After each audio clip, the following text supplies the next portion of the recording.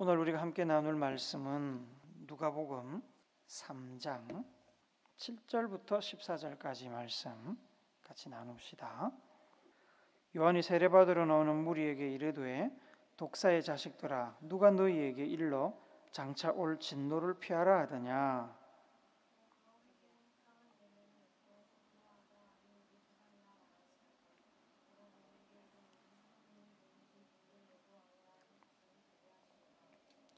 이미 도끼가 나무 뿌리에 놓였으니 좋은 열매 맺지 아니하는 나무마다 찍혀 불에 던져지리라.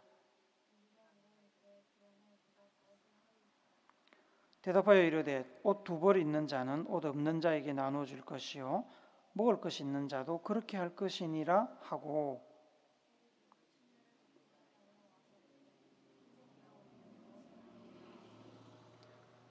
이르되 부과된 것 외에는 거두지 말라 하고,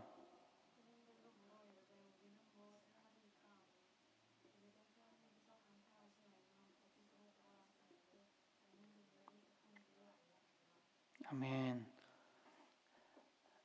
한 나라의 대통령은 나라 전체의 운명을 쥐고 있는 사람입니다. 그래서 대통령의 일거수일투족은 국가와 국민의 운명과 삶에 계산할 수 없는 큰 영향력을 끼칩니다. 대통령의 1분 1초는 다른 사람의 1분 1초와 다른 무게를 가집니다. 대통령이 투자한 1분은 수많은 직원과 유관단체들을 거느린 기업을 살리기도 하고 또 기업을 죽이기도 합니다. 대통령의 1분은 국민의 삶의 질, 행복도를 높이기도 하고 한없이 낮추어 비극이 되게 만들기도 합니다. 그러다 보니까 대통령의 시간을 계획하고 관리하는 보좌관들은 하루 24시간이라는 이 한정된 시간을 어떻게 사용하면 국가와 국민에게 더 큰 이익이 될까 목표를 세우고 열심히 고민합니다. 매일 매 순간 고민을 합니다. 대통령의 시간표에는 허투루 낭비되는 시간이 없습니다. 매 시간 분 초가 분명한 목적과 목표 하에 계획되고 채워집니다. 예수님께서 이 땅에 오셔야만 했던 이유는 예수님께서 희생제물이 되어 죄를 대속하지 않고는 죄 때문에 죽을 운명에 처한 여러분과 저를 살릴 길이 없었기 때문입니다. 하나님께서 택하신 최후의 최선의 그리고 유일한 방법이었습니다. 하나님께서는 창세기 3장 15절에 구원 약속을 이루기 위해서 이러한 선택을 하셨습니다. 피조물을 살리기 위해 자신의 독생자를 포기하는 길을 선택하셨습니다. 한 나라를 책임지는 대통령의 시간도 다른 사람들의 시간과는 비교되지 않는 무게와 중요성이 있는데, 하물며 하나님과 동일한 몸이신 아들이신 예수님께서 인류 역사 이래 가장 위대한 사건인 구원 사역을 완성하기 위해서 이 땅에 오셔서 생활하시는데, 예수님의 그 시간이 단 1분 1초라도 헛되이 낭비될 수 있었겠습니까? 한 나라가 아니라 인류 전체를 위한 구원 사역을 이루는 데 필요한 모든 일들을 30년이라는 짧은 시간 안에 마무리해야 했기 때문에 예수님의 삶, 예수님의 호흡, 예수님의 말과 행동은 철저하게 인류 구원이라는 하나님의 뜻을 이루기 위한 다양한 일들을 완수하는 데 투자되고 소비되었습니다. 인류 구원이 예수님의 삶의 목적이었다면 그 다양한 일들은 예수님의 삶의 목표들이었습니다. 목표들이라고 말씀을 드리는 것은 예수님의 삶도 그렇고 우리의 삶도 그렇고 목표는 한 개일 필요가 없기 때문입니다. 여러 개의 목표가 존재합니다. 일생일대의 큰 목표도 있고 일상의 작은 목표들도 있습니다.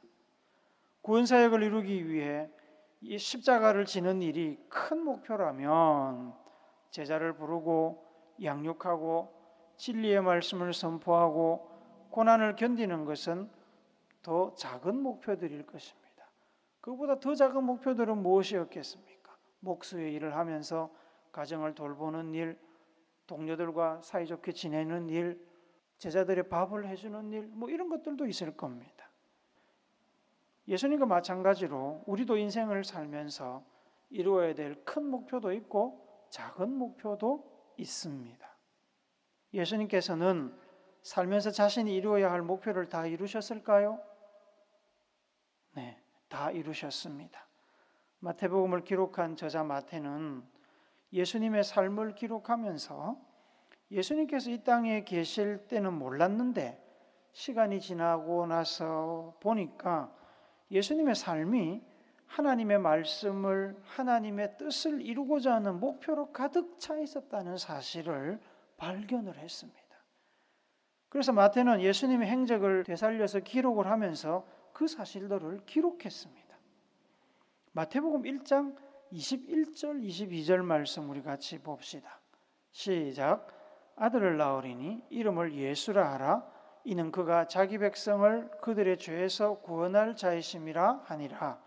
이 모든 일이 된 것은 주께서 선지자로 하신 말씀을 이루려 하심이니 이르시되 예수님의 출생부터 하나님의 말씀을 이루기 위한 삶이 시작된 겁니다. 마태복음 8장 16절 17절 말씀도 같이 봅시다. 시작. 저물매 사람들이 귀신 들린 자를 많이 데리고 예수께 오거늘 예수께서 말씀으로 귀신들을 쫓아내시고 병든 자들을 다 고치시니 이는 선지자 이사야를 통하여 하신 말씀에 우리의 연약한 것을 친히 담당하시고 병을 짊어지셨다 함을 이루려 하심이더라. 마태복음 21장 2절부터 4절 말씀도 같이 읽습니다. 시작. 이르시되 너희는 맞은편 마을로 가라. 그리하면 곧 매인 나귀와 나귀 새끼가 함께 있는 것을 보리니 풀어 내게로 끌고 오라. 만일 누가 무슨 말을 하거든 주가 쓰시겠다 하라. 그리하면 즉시 보내리라 하시니 이는 선지자를 통하여 하신 말씀을 이루려 하심이라 일렀으되. 이렇게 예수님은 삶의 단계마다 하나님의 뜻을 이루려는 목표를 세우고 그 목표들을 하나하나 달성해 가셨습니다. 그리고 끝으로 십자가 위에서 자기 삶의 최종 목표를 이루셨습니다.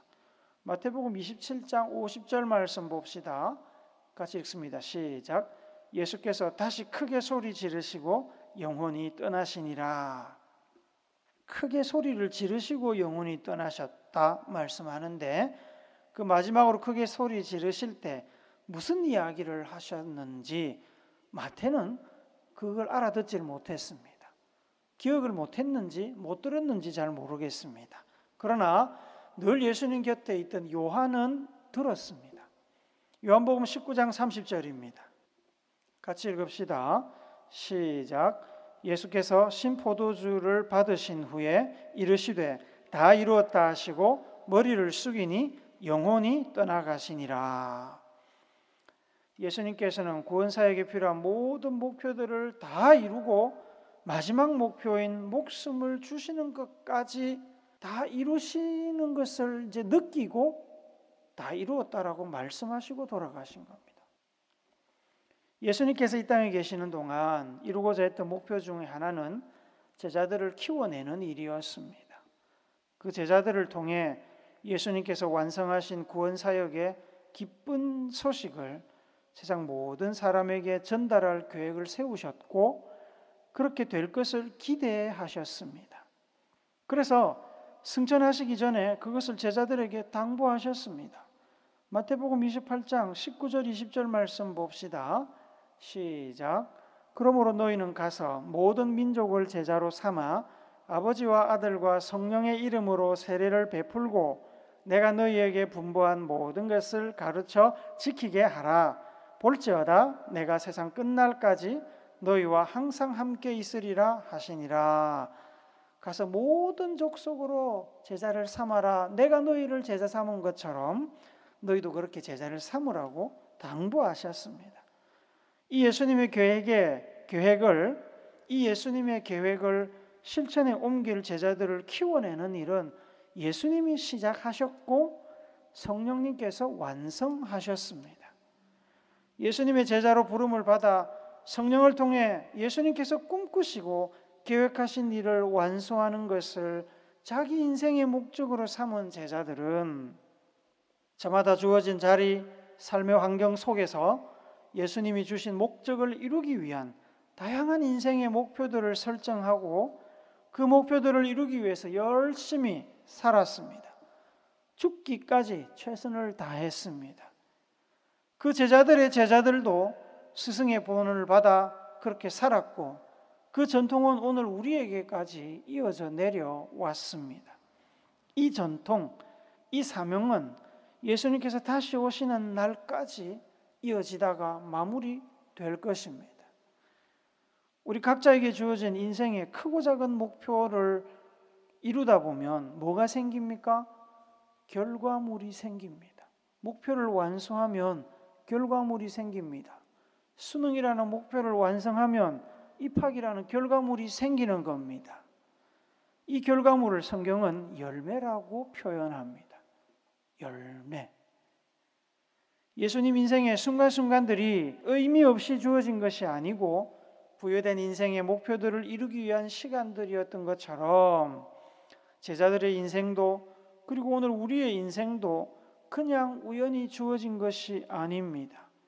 하나님의 뜻을 이루기 위한 여러 가지 목표들을 이루어 열매를 맺기 위해 허락된 시간들입니다. 그래서 예수님의 앞길을 예비했던 세례 요한은 오늘 우리가 읽었던 본문 누가복음 3장 8절에서 뭐라고 얘기합니까? 회개에 합당한 열매를 맺으라고 말씀합니다. 회개에 합당한 열매. 이 회개에 합당한 열매는 뭐냐면 회개한 성도가 마땅히 살아야 하는 삶의 열매. 회개한 성도가 삶 가운데 맺어야 되는 삶의 열매를 말합니다. 진정으로 회개하면 삶이 변하겠지요. 삶이 변하면 열매는 자연스럽게 따라오게 되어 있습니다. 열매를 맺는 것은 해도 되고 안 해도 되는 선택사항이 아닙니다. 사람마다 재능과 환경이 다르기 때문에 열매의 모양과 수량은 차이가 날 수 있습니다. 그러나 누구나 열매는 반드시 맺어야 됩니다. 누구나 자신의 인생 가운데 주어진 인생의 목표들을 이루어야 된다는 말입니다. 하나님께서 실수로 이 땅에 보내신 인생은 한 사람도 없습니다. 하나님께서 계획하지 않고 살게 하신 인생도 없습니다.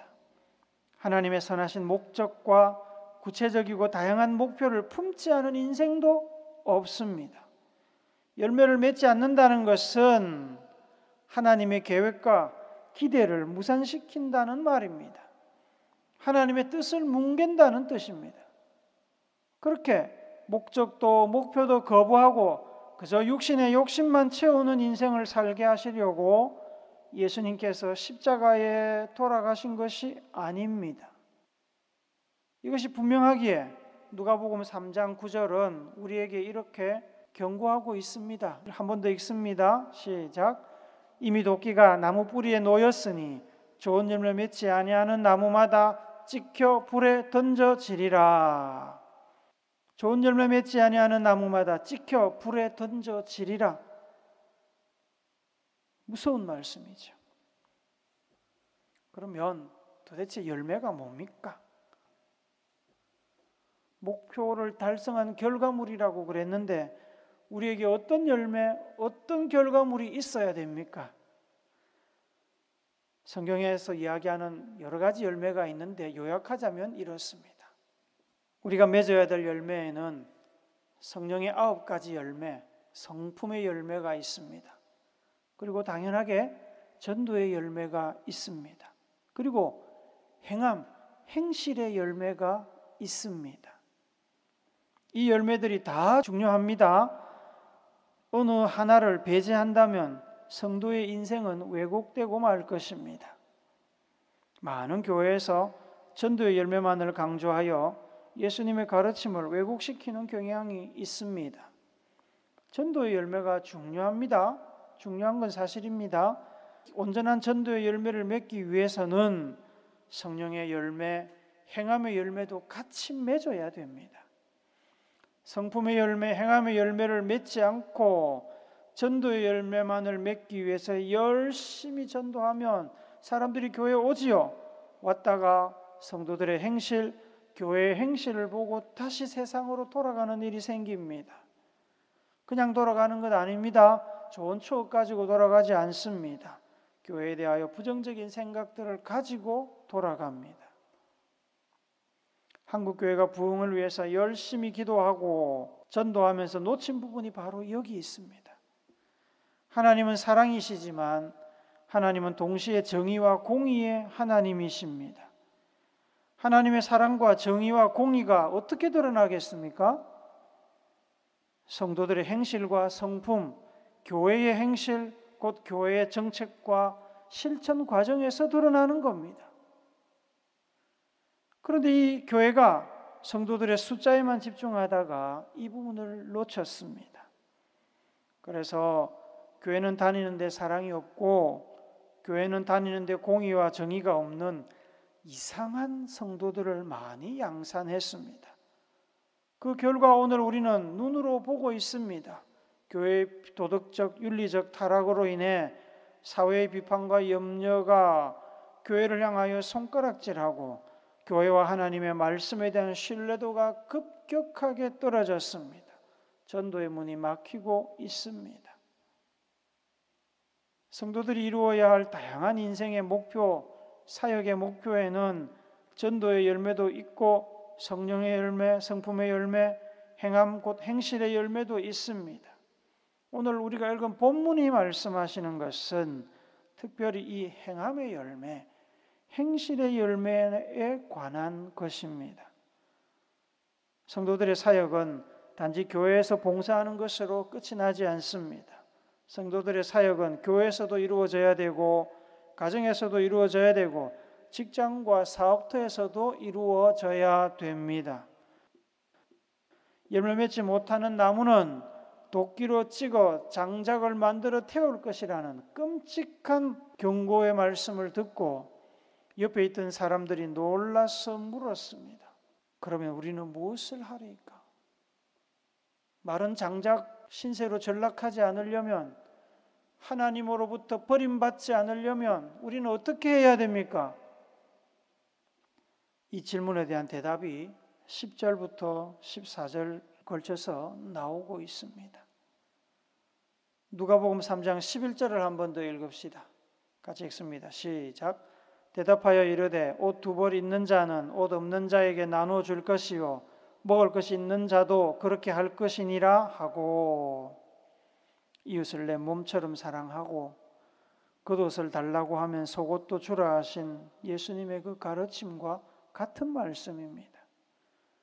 내 몸에 필요한 옷은 이웃에게도 필요하지요. 내 몸에 필요한 음식이라면 이웃에게도 필요합니다. 나누라고 하십니다. 사랑하라고 하십니다. 누가복음 3장 13절도 같이 봅시다. 시작.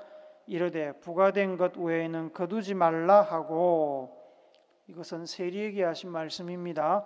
세금 징수원들은 탐욕을 부리지 말고 법대로 의무를 성실히 행하라고 하십니다.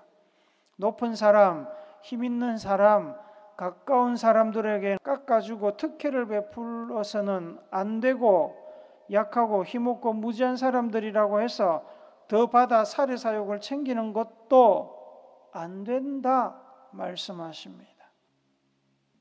누가복음 3장 14절 말씀도 같이 읽습니다. 시작. 군인들도 물어 이르되 우리는 무엇을 하리이까 하며 이르되 사람에게서 강탈하지 말며 거짓으로 고발하지 말고 받은 급료를 족한 줄로 알라 하니라. 군인들과 같이 허가된 공권력을 가진 사람들에게는 함부로 힘없고 선량한 백성들의 등골을 빼먹어서는 안 된다고 말씀합니다. 기소권, 수사권이 있다고 정권에 빌붙어서 정황증거 만들고 가짜 증인 세워서 입 맞추고 무고한 사람 고발 체포해서는 안 된다고 말씀합니다. 급료가 작다고 해서 남의 것을 빼앗을 권리가 있는 것이 아닙니다. 내 급료가 작으니까 나는 뺏어서 쓸래. 그럴 수 없지 않습니까? 받은 급료로 만족하고 전 그 급료 가지고 못 살겠거든. 어떻게 해야 됩니까? 직업을 바꿔야지요. 세례 요한이 회개하며 세례받으러 온 백성들에게 던진 이 회개에 합당한 열매, 하나님의 말씀을 받은 사람이 마땅히 맺어야 할 이 행실의 열매를 여러분 이해하시겠습니까? 세례 요한이 우리에게 이야기한 요구는 하나님께서 성도들에게 요구하시는 겁니다. 아모스 5장 24절 말씀 같이 읽습니다. 시작. 오직 정의를 물같이 공법을 마르지 않는 강같이 흐르게 할지니라. 여러분의 삶 가운데, 내 삶 가운데 정의와 공의가 물같이 마르지 않는 강같이 흐르게 해라. 말라 비틀어진 강물처럼이 아니라, 물 한 방울 흐르지 않는 그런 거 아니라 늘 우리의 삶 가운데 하나님의 정의와 공의가 실천되도록 해라고 말씀하셨습니다. 예수님은 이 땅에서 공의와 정의에 사랑을 더하라고 하셨습니다. 그래서 예수님을 믿고 하나님의 뜻을 이루기 위해 부름을 받은 성도, 일꾼, 사역자라면 사랑과 정의와 공의는 누구나 갖추어야 할 행함의 열매, 사역의 목표 중에 일부입니다. 성도들의 사명이 온 삶의 자리에서 이루어져야 하듯이 성도들의 행함도 온 삶의 자리에서 온전하게 열매 맺어야 됩니다. 교회에서는 행함의 열매가 나타나는데 가정과 직장에서는 나타나지 않거나 혹은 교회에서조차 이런 행함의 열매가 나타나지 않는다면 우리가 어떻게 성도들이나 사역자들이 어떻게 하나님께서 맡기신 일을 제대로 해낼 수가 있겠습니까? 성도들의 헌금을 빼내서 주식과 코인에 투자하거나 교회 건축을 위해서 성도들에게 대출 담보를 서라고 종용하면서 거부하며 믿음 없다고 핀잔 주는 사람이 어떻게 거룩한 목사와 장로의 일을 할 수 있겠습니까? 예배 시간마다 늦는 성도들이 어떻게 자녀들과 다음 세대들을 향해서 신앙과 복음의 모범을 보이고 선한 영향력을 끼칠 수 있겠습니까? 월세 낼 돈이 없어서 성도 가정이 연탄 피워놓고 자살하는데 그 성도가 다니던 교회가 무슨 입으로 예수님의 사랑을 이야기하고 진리를 이야기하겠습니까? 이야기한들 누가 듣겠습니까? 교회 직분 받아놓고 시간 쓰고 돈 쓰는 곳에는 나타나지 않고 이름 내고 존중받고 큰 소리 치는 데만 나타나는 직분자를 하나님이 도대체 어디에다 쓰겠습니까? 여러분 같으면 어딘가에 쓰겠습니까? 세습하고 비자금 축적하고 은행에 돈 쌓아놓고 많은 성도의 숫자와 풍부한 재정과 큰 교회 건물로 힘을 과시하면서 성도든 교역자든 직원이든 힘없는 사람들을 무시하고 종처럼 부리는 교회가 어디 가서 하나님의 공의와 정의와 사랑을 이야기하겠습니까? 오죽하면 교회 직원들이 스트라이크를 하겠습니까? 오죽하면 교회 부교역자들이 노조를 만들겠습니까? 교회에서 장로 집사라는 사람들이 회사 사무실에 선구액자 멋지게 걸어놓은 채 직원 월급 미루고 외국인 근로자 임금 착취하고 불량재료 사용하고 용량 미달 제품 내보내고 자기는 회사 돈을 자기 돈처럼 쓰면서 직원들 아파서 결근하면 악착같이 월급 가고 초과 근무에도 수당 주지 않으면서 어떻게 예수 그리스도의 사랑과 자비를 이야기를 하겠습니까? 우리의 행실은 전도만큼이나 중요합니다. 우리가 이 땅에서 하나님의 백성과 종과 사역자로 살면서 아름답게 맺어야 하는 사역의 열매입니다.